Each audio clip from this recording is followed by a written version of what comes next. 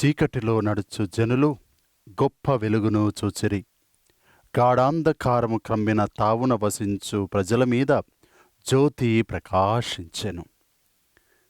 యెషయా గ్రంథము 9వ అధ్యాయము 2వ వచనములో మనం ఈ వచనాలను మనం చదవచ్చు. ప్రియ సహోదరి సహోదరులారా, చీకటి అనేది 2 విధాలుగా మన జీవితంలో లోకంలో మనం చూడవచ్చు. ఒకటిగా వెలుతురు లేని ప్రదేశమును చీకటి అని అంటాం. రెండవదిగా బైబిల్లో చీకటి అనగా దేవుడి సన్నిధి లేని ప్రదేశాలను చీకటి అని పలుకుతున్నారు. ఈరోజు యెషయా పలికిన ఈ వాక్యాల్లో నప్తలి అండ్ సెబూబవేలు, మీరు చీకటిలో ప్రదేశించిన మీపై గొప్ప వెలుగు ప్రకాశించును అన్నప్పుడు మనము కొద్దిగా వారి వెనక ఉన్న ఆ యొక్క సంఘటన ఏదో మనం తెలుసుకుందాం.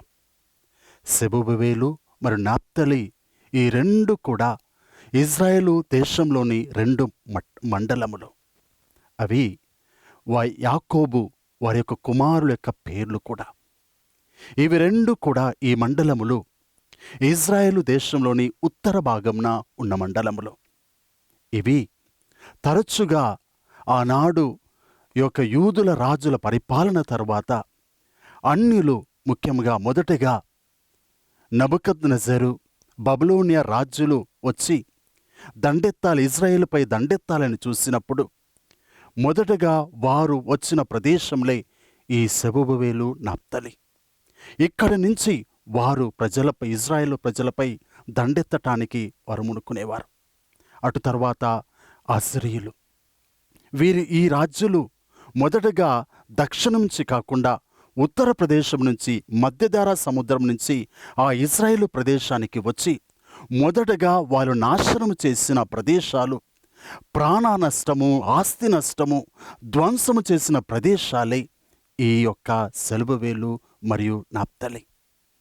అందువలన ప్రజలు అనేక మార్లు, ఈ మండలం నుండే ప్రజలు అనేక మార్లు అనేక రకమైన నష్టములకును, బాధలకును, కష్టాలకి గురయ్యేవారు. మనము దానియేలు గ్రంథం మనం చదివినట్లయితే ఆనాడు ఆ యొక్క బబులోనియా రాజు ఈ ప్రదేశాలకు వచ్చి ఉత్తరాన ఉన్న ఈ మండలంను ధ్వంసం చేసి ప్రజలందరినీ కూడా, ధనికులను మొదలుకొని గొప్ప గొప్ప వాళ్ళందరినీ కూడా నాశనం చేసి ఆ వారి యొక్క ధనవంతుల యొక్క, విద్వాంసుల యొక్క, ధనికుల యొక్క కుమారులను, కుమార్తెలను తన పట్టణానికి, తన రాజధానికి తీసుకుని వెళ్ళి పేద సాధులు మాత్రమే ఆ ప్రదేశంలో విడిచిపెట్టి వెళ్ళారని మనము దానియేలు గ్రంథంలో చదవచ్చు. మరి ఈ ప్రజలు ఇలా ప్రతిసారి కూడా శత్రువులకై గురి అవుతూ ఎన్నో విధాలుగా వారు సతమవుతూ ఉండేవారు.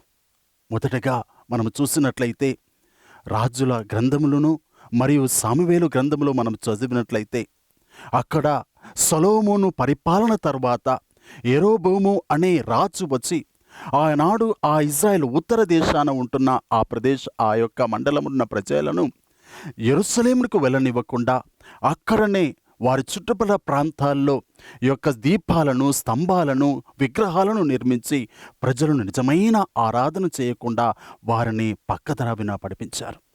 ఇలా వారు అప్పటి నుంచి కూడా ఇజ్రాయేలు ప్రజలు, ఈ ప్రదేశాలు ఉంటున్న ప్రజలు అనేక రకమైన చీకటిలో వాళ్ళు నివసించేవారు. చివరికి వారందరూ కూడా మాకు ఈ విడుదల ఎలా వస్తుంది, ఈ శత్రువుల నుంచి మాకు ఎప్పుడు విముక్తి కలుగుతుంది, ఈ బాధల నుంచి మేము ఎప్పుడు బయటపడతాము అనే ఒక వేదనతో, బాధతో వారు జీవిస్తూ ఉండేవారు. నేను ముందుగా చెప్పినట్లుగా వీళ్ళందరూ కూడా చాలామంది కూడా పేదవారు కూడా ఈ ప్రదేశంలో ఉండేవారు. అలాంటి ప్రజలు ఆ మెస్సయ్య కోసం ఎదురు చూస్తూ, ఎంతో ఆశతో ఎదురు చూస్తున్నారు. అలా ఆశతో ఎదురు చూస్తున్న వారిపై యెషయా ప్రవక్త అంటున్నాడు, తప్పక ఓ నప్తలి, సెబూబేలు, మీపై జ్యోతి ప్రకాశించును, తప్పక మీపై మీ అంధకారం తొలగించబడును అని ప్రవచనం పలుకుతున్నాడు. మత్తయి సువార్త 4వ అధ్యాయము 16 నుంచి 20వ వచనం చదివినప్పుడు ఈ వచనాలు నెరవేరాయని మత్తయి తన సువార్తలో తెలియపరుస్తున్నాడు. ప్రియ సహోదరి సహోదరులారా, క్రిస్మస్ పండగ అనగానే యేసుక్రీస్తు అని మనం గుర్తుకొస్తుంది. మనము కూడా గుర్తుపెట్టుకోవాలి, యేసు తన నోటి నుంచి వచ్చిన మాటలు, నేనే ఈ లోకమునకు వెలుగును, మరియు నన్ను అనుసరించేవారు ఎవ్వరూ కూడా చీకటిలో నివసించరు, జీవించరు. వీళ్ళెప్పుడు కూడా వారి జీవితంలో వెలుగుతో నిండి ఉంటుందని ప్రభువే స్వయాన పలికి ఉన్నారు. యోహాను తను రాసిన సువార్తలో 1వ అధ్యాయములో చక్కగా తెలియపరుస్తున్నారు. 5-9 వచనాలు. ఆయన ఈ లోకమునకు వచ్చి చీకటిలో ఉన్న వారికి వెలుగుతో నింపుటకై వచ్చి ఉన్నాడని పలుకుతున్నారు. కనుక క్రిస్మస్ పండుగను జరుపుకునబోతున్న మనమందరము కూడా యేసుక్రీస్తు మన జీవితంలో ఏదో విధముగా ఉన్న చీకటిని తొలగించటానికి వచ్చారని, మన జీవితాలను ఇదే అంధకారంలో ఉంచకుండా చీకటితోనూ వెలుగుతోనూ వెలిగించటానికి వస్తున్నారని, వచ్చి ఉన్నారని కూడా మనం విశ్వసించి ఆయన రాకడ కోసమై ఎదురు చూద్దాం. ఘనంగా ఆ యొక్క క్రీస్తు పండుగను జరుపుకుందాం. Praise the lord, praise the lord.